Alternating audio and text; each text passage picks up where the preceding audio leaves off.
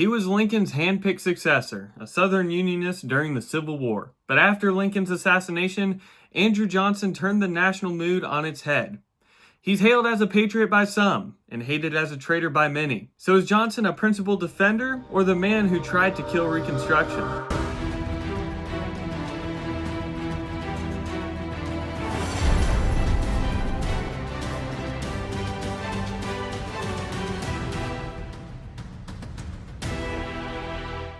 Welcome to Presidential Paradox, and today we will be talking about our 17th U.S. President.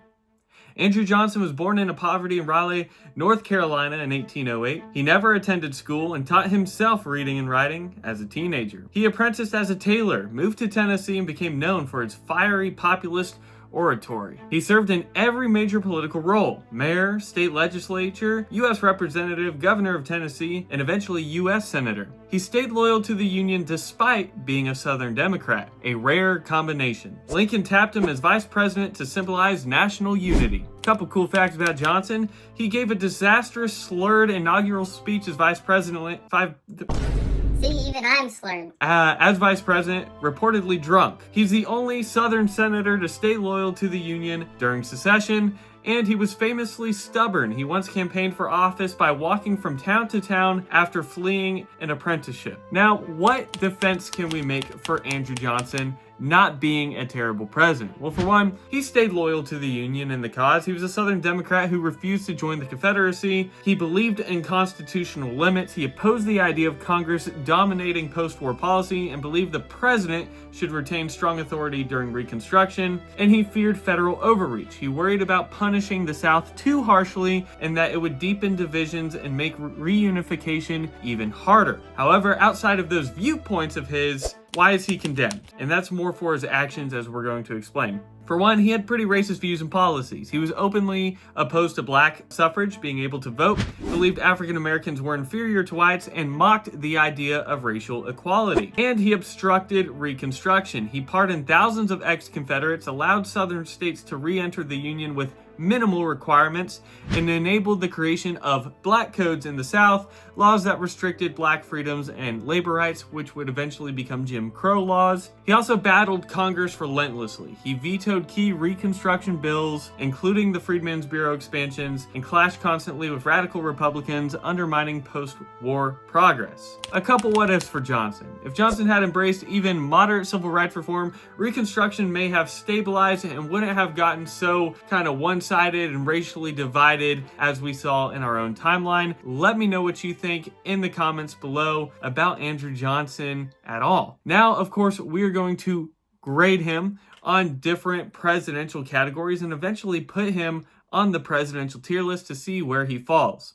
First up, road to the White House. He was an impressive self-made political leader and had extensive political background by the time he was president. I'm going to give him a solid B for road to the White House. Now, his successes. He kept some executive power intact, and there was some minor economic stability during his time, but there was no key or highlights in terms of successes during his presidency. I'm going to give him a D+, definitely on the lower end there. What about Andrew Johnson's failures and controversies? Well, he undermined Reconstruction, led it down the wrong path that derailed progress in the South for a while. He vetoed many civil rights stuff going on and was nearly removed from office due to all of this. So he's going to get about as low you can get, a D- for failures and controversies, just above a failing grade in that category.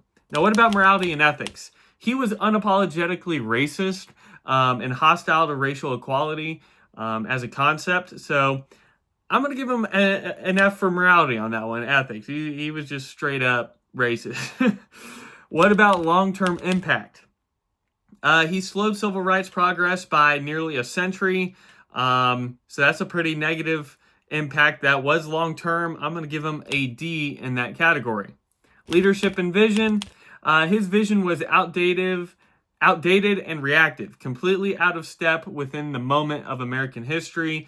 Also going to give him a D for leadership and vision. What about public sentiment? He was unpopular in his time, had no party support, and is deeply unpopular and disregarded today. Going to give him a D for public sentiment on that one as well. Final category is constitutional respect. He believed in executive independence, though arguably misused the constitutional respect in question.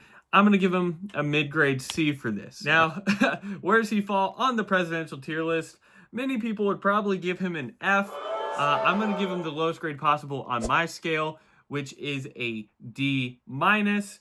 Not good. One of the worst presidents, I have to agree, only because dude really didn't do much except preserve Southern racial divides, which is not necessarily cool. So Andrew Johnson had a chance to carry Lincoln's legacy forward, or at least carry it in his own unique way that wasn't damning, but he did the opposite. He fought progress, vetoed equality, and left the South's old guard stronger than ever. What do you think about Andrew Johnson? So if you like this video and want to see more of the series, hit me with that like button and join the Southern Woods community with a subscribe if you like outdoor and faith-related content as well. And of course, like any president, you have to be a part of a secret society. We have our own membership program, our own secret society, linked below if you want bonus exclusive content and get to see content weeks ahead of time. Anyways, I will see y'all in the next video. Steady up. Southern Woods out.